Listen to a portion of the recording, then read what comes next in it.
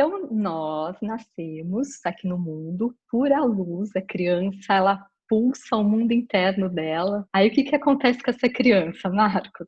Começa a encarar o mundo dos adultos adormecidos pela história da vida, pela infância deles.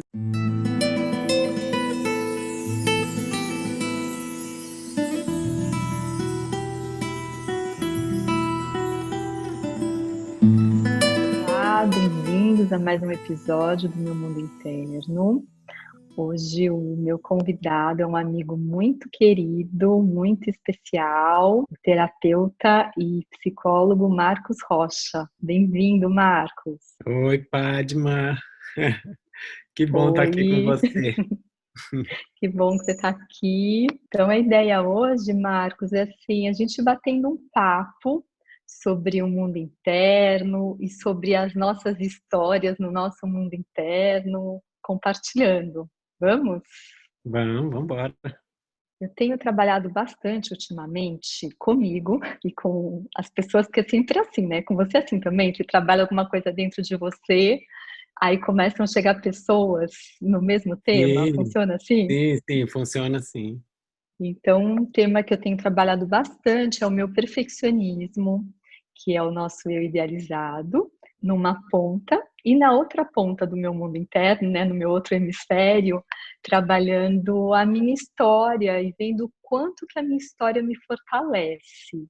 Como que é isso para você? Olha, como que é isso o que que eu estou trabalhando agora em mim, assim? Isso. E se você também quiser falar um pouquinho do eu idealizado e do desse hemisfério de assumir a história, de ver, e o que você está trabalhando em você. Vamos que for chegando.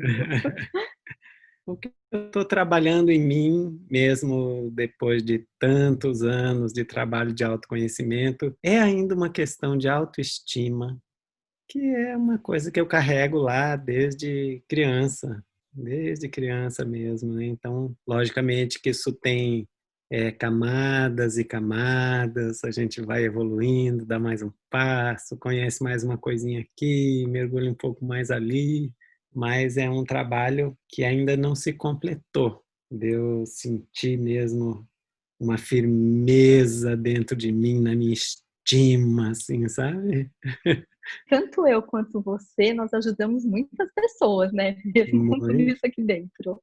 Muitas pessoas, muitas pessoas. Então, o que está chegando aqui, se você está aí assistindo e você está inseguro para começar, não vai esperar estar no auge da sua autoestima nem da sua perfeição, porque, gente, eu não sei se isso é possível nessa vida, né, Marcos? Imagina, a gente está sempre caminhando, né?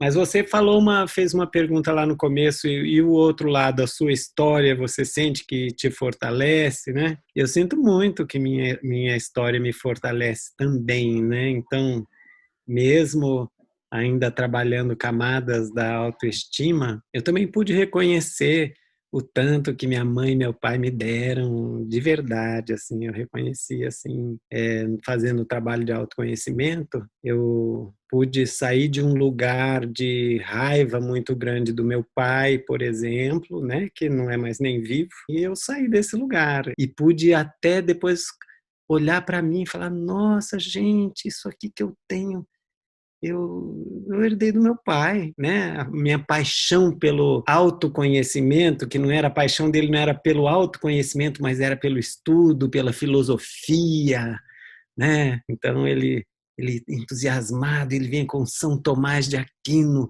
Nossa, olha o São Tomás de Aquino falando que o grande lance é viver o aqui e agora, só existe o aqui e agora. Apaixonado, levantava às 5 horas da manhã para estudar a vida inteira, né? Então, eu vejo que essa paixão assim eu herdei dele, da minha mãe uma sensibilidade à beleza da natureza. A velhinha está com 92 anos, caduca, tá caduca, mas ela fala assim, ela olha uma árvore e fala: oh, nossa, que linda essa árvore, assim, desse jeito. Então, eu sinto mesmo que eu herdei deles, né, e da história que eu tive com eles também, o que eu tenho de bom. Eu também estou nesse estudo. Também vi que o meu pai também, igual o seu, assim, adora e meu pai gosta de autoconhecimento, assim, não é que ele gosta de fazer terapia, mas ele gosta dessas filosofias. Então, eu tinha 16 anos, ele já tinha me matriculado na Ordem Rosa Cruz, assim. Ah, E quando eu fiquei adolescente, ele me mostrou lá o quadro do John Lennon, já estive em vários lugares e só me encontrei em mim mesmo. E aí ele falou, filha, você pode ir para vários lugares, só foi se encontrar nele. E aí já partia assim a ler Paulo Coelho, né, na época da minha adolescência, Richard Bach, Fernão Capelo Gaivota. E eu também estou nesse estudo, assim, de ver como a minha história me fortalece. E minha mãe, uma guerreira, minha mãe parou de estudar na quarta série para ir trabalhar, para ajudar a família. E eu vejo que essa força da guerreira que eu tenho, que aconteça o que for, estou lá pronta para trabalhar, né? Vem da minha mãe, assim. E aí, nesses meus estudos com o perfeccionismo, eu vi que eles tá ligado mesmo, porque a gente só pode relaxar e ser a gente quando a gente se harmoniza com a nossa origem, né? É interessante isso. nossa, totalmente. E aí eu comecei a perceber, porque na minha adolescência, meu pai ficou desempregado. Então, assim, a gente já era de classe média baixa, e aí meu pai ficou desempregado e foi uma fase muito difícil, onde eu não tinha roupa, eu sempre fui vaidosa, sempre gostei de roupa bonita. Então, imagina, na adolescência, sem poder comprar roupa. Mas eu tô vendo a beleza, uma coisa que eu sempre quis esconder, mas eu vi que foi uma fase rica. E eu me considero bem criativa, inclusive no trabalho. E eu vi que eu desenvolvi muito durante esse perrengue, porque aí eu aprendi a tingir roupa. Então, eu comprava lá uns tubinhos de tinta, que sei lá, hoje deve custar uns 5, 10 reais. E aí eu tingia meu guarda-roupa. E aí eu percebia que dava para dar nó, então uma roupa ficava manchada. Um dia eu colocava a camisa com a camiseta em cima, outro dia a camiseta embaixo. E aí fui, dava um jeito, né? A vaidade me forçou a desenvolver a criatividade que era do meu ser. Você Ah, que sente, legal. assim, alguma coisa que foi ali difícil, que você de repente até se envergonhou e que hoje você sente que foi uma ferramenta que você aprendeu a usar? Um pouco diferente de você, o que eu só hoje que eu consigo perceber é que quando eu era criança, os meus irmãos mais velhos, que eram jovens, e eles tocavam violão, compunham, cantavam, e eles para mim eram os meus heróis, era uma coisa lá assim, sabe, alta para mim, assim, né? Os meus heróis mesmo, era quem eu queria ser, né? E eu com essa questão da baixa autoestima que eu falei, só hoje que eu vejo isso, porque ao mesmo tempo eu tenho muita sensibilidade e tinha muita sensibilidade quando eu era criança, mas ao mesmo tempo eu também quis aprender a tocar violão e cantar para poder ser igual a eles, para poder chamar a atenção deles, para poder ser especial, né? Então, para poder acalmar essa dor da baixa autoestima, talvez da comparação com eles, eu fui atrás de ser igual a eles, de tocar, de cantar, e isso acabou dando que eu desenvolvi a música, né? Eu componho, canto, tenho muito prazer cantando, né? Então, isso foi muito bom para mim.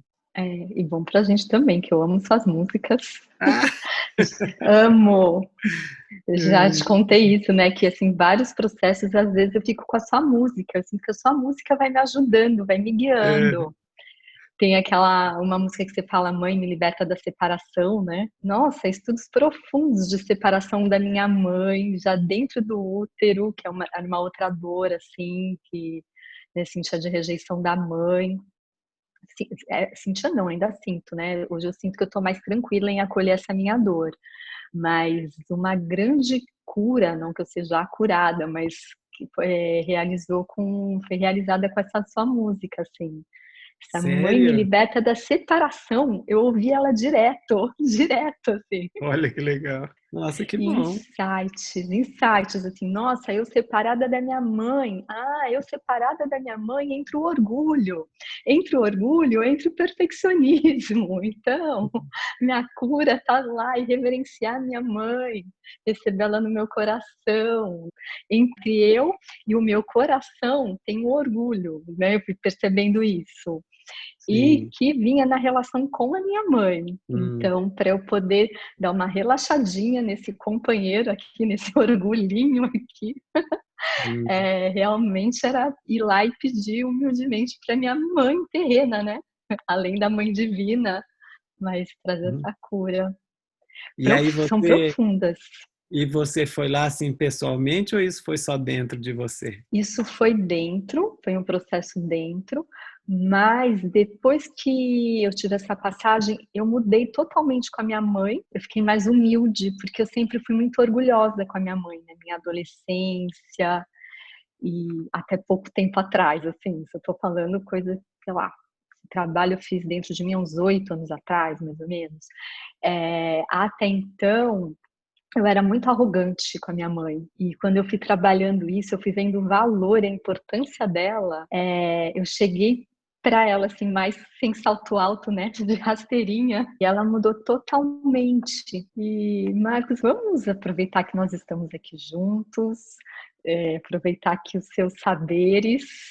Hum, Vamos falando um pouquinho dessas camadas que a gente tem no nosso mundo interno. A gente pode dar exemplos nossos de como vai acontecendo. Posso você começar? tá bom, começa Eu então. começo aqui e vou te chamando. Então, nós nascemos aqui no mundo pura luz. A criança, ela pulsa o mundo interno dela, né? Ela sabe o que ela gosta, ela sabe o que ela sabe quando ela quer fazer birra, ela, não gosto dessa comida, quero isso, e chora, e berra, e também pula de alegria. É uma delícia ver uma criança feliz, que ela tá ali na vida. Aí o que que acontece com essa criança, Marcos?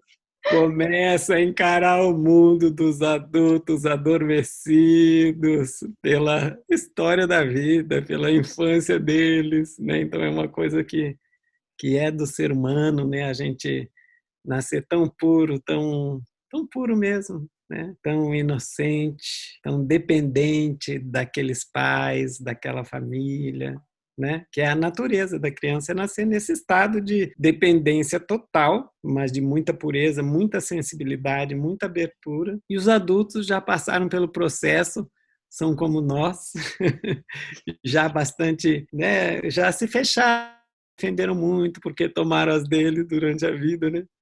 E aí já estão bem mais embrutecidos, né? Então não, a gente adulto, a gente não imagina o que é a sensibilidade de uma criança, o que é a sensibilidade de um nenê. Ele está ali com o inconsciente dele aberto, a antena toda aberta da sensibilidade, sente tudo que se passa. Então tem, né, inúmeras, infinitas possibilidades dessa chegada dele. Às vezes ele chega, é muito bem acolhido, mas de qualquer maneira vai encontrar questões, problemas das pessoas ali, e às vezes não é tão bem recebido assim, ou às vezes uma mãe aí tem uma depressão pós-parto, por exemplo, olha essa chegada, né? Ó, que coisa. Ou às vezes os pais estão ali numa relação difícil, naquele momento, o pai não assume muito a coisa ali, aí fica pesado para a mãe, e vamos não só nos primeiros dias do nascimento, mas ali naquele primeiro ano, nos 2 anos, tudo que está se passando, você que é mãe e as mães que estão nos escutando sabem muito bem a ralação que é a chegada de um bebê, a beleza que é, o amor que é, a lindeza que é, mas é ralado, às vezes a mãe não tem tempo para fazer um xixi, e ela lidar com os sentimentos dela, com aquele bebezinho, com a necessidade dela ser a super mãe que tem que acolher de todo com todo o amor e não pode passar nada de nenhum trauma para aquela criança, mas cara, às vezes ela está esgotada, às vezes ela não consegue dormir, o bebê chora de noite, ela tem que acordar 3, 4 vezes de noite e vai acumulando 6 meses de noite sem dormir, por exemplo, né? Estou pintando um tipo de cenário que não é muito incomum, não é nada incomum. Esse bebê recebe tudo isso, ele recebe, porque ele está aberto, ele ainda não tem nem separação com a mãe. A relação ainda é simbiótica, o bebê ainda se percebe meio como sendo aquela mãe, né? A mãe é uma deusa para o bebê. Imagina um bebezinho desse tamanho, aquela coisa imensa, aquele gigante com aquela teta desse tamanho que ela vai mamar, aquela... Imagina, é a fonte da vida, a fonte de onde jorra o leite que traz a vida. É uma deusa, é simplesmente uma deusa. E essa deusa, quando está cansada, com raiva, estressada, deprimida, porque é duro, é difícil esse começo, o bebê recebe tudo. Infelizmente, o bebê... Não fiquem... Mães, não fiquem, como é que se diz, culpadas por isso, faz parte da natureza, ninguém é perfeito. Só que o seu filhinho, sua filhinha, acha que você é perfeita e te enxerga como uma deusa, a mãe divina doadora da vida, né? E ela vai se decepcionar. E aí, quando a gente se decepciona, todos nós nos decepcionamos. Eu tenho uma filha de 15 anos que se decepcionou comigo, porque é assim a natureza da vida. Quando a gente se decepciona nesse processo, né, de desenvolvimento, é um choque, uma quebra muito grande, causa uma dor muito grande na criança, que a gente já não tem mais nem noção do quanto é chocante para ela, né? Então, você estava falando, né? Então, a gente nasce por a luz, que é uma primeira camada. Você estava falando, vamos falar das camadas. Sim, Uma primeira camada é essa nosso estado de essência, né? Que é essa luz que a gente chega de pureza. E aí começa a se formar uma segunda camada de dor, de experiências difíceis da infância, e ainda tem muita luz também. A criança vai crescendo com todo aquele eu superior dela ali expressando também, mas vai se formando uma camada de dor da infância, na decepção que ela vai tendo, nos traumas que ela vai vivendo. Todos nós sofremos traumas, né? Às vezes mais assim, pá, né? A gente chama de trauma alopático ou homeopático, uma surra, um abuso, uma violência, ou homeopático, todo dia, aquela mãe deprimida, todo dia, ai, eu tenho que dar conta disso aqui, ai, eu tenho que dar conta disso aqui, ai, eu tenho... Essa criança vai crescendo com esse negócio, ai, né, assim, culpada por estar tendo que se sentir um peso na vida dessa mãe, por exemplo, sim, né? sim. Então vai se formando essa camada de dor, que pode ser de muitas dores, a gente pode dar inúmeros exemplos. Sim, tem muitas dores. E eu estou pensando, então, até da gente explicar as próximas num próximo episódio.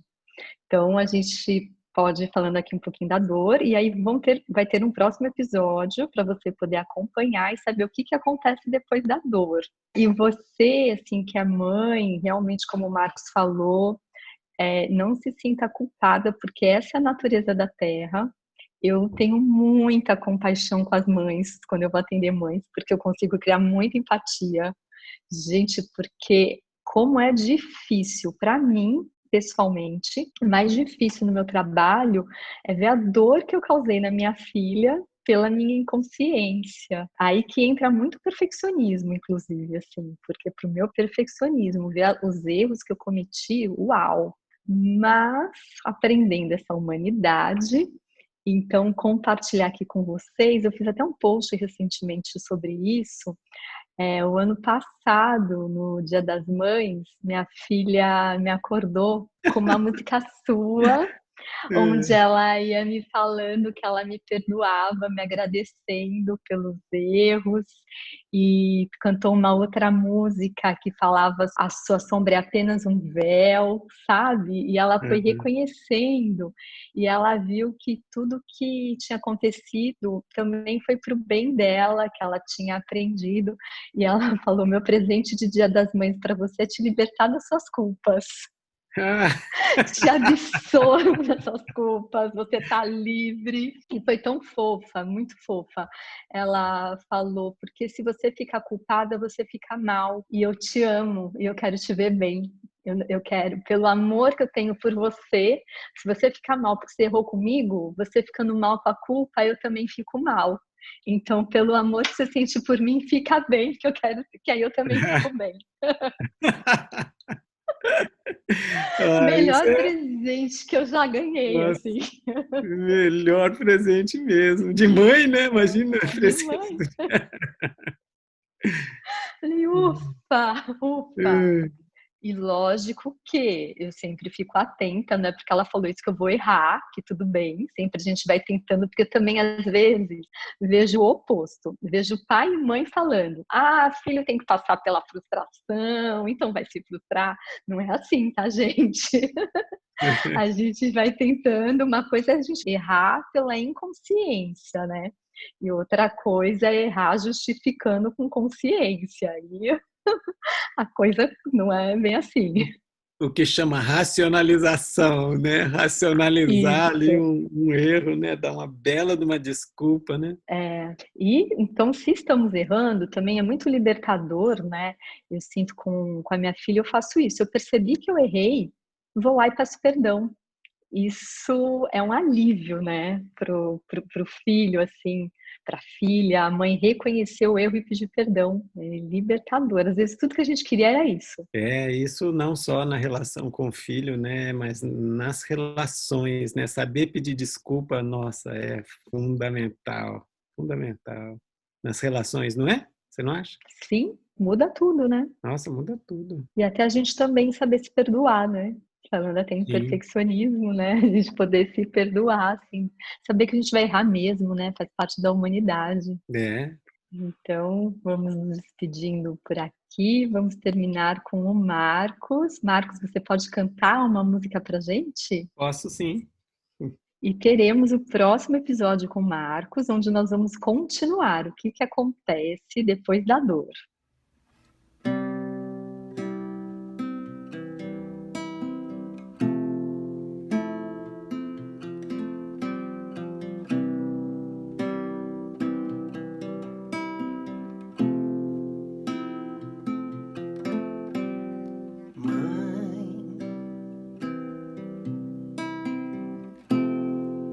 Quanto tempo eu estive longe,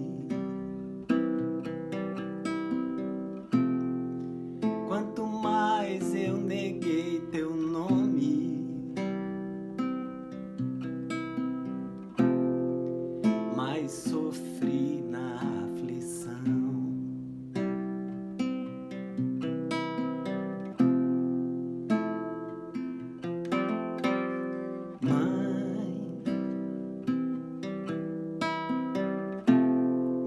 Venho agora te ver de novo e chorar no teu colo um pouco, pra esquecer o passado que agora é vão.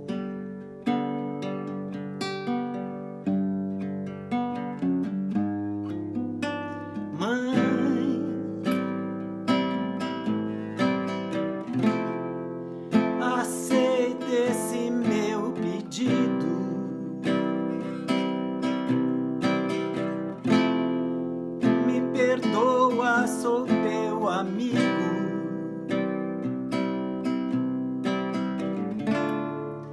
Me liberta da separação.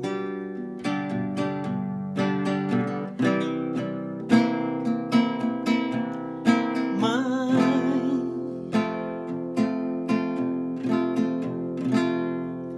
o meu coração é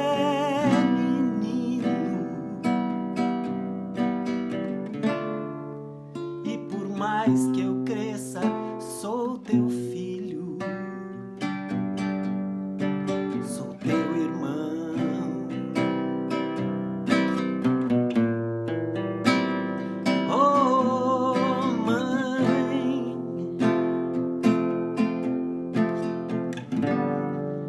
teu amor é tudo que eu tenho.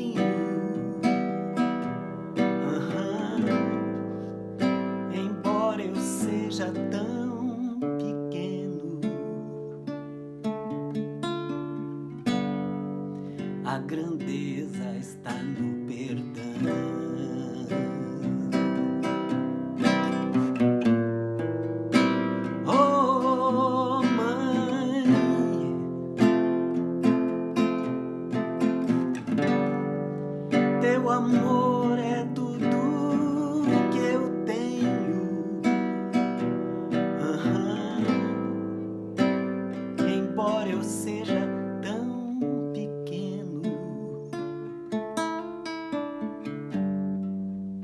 grande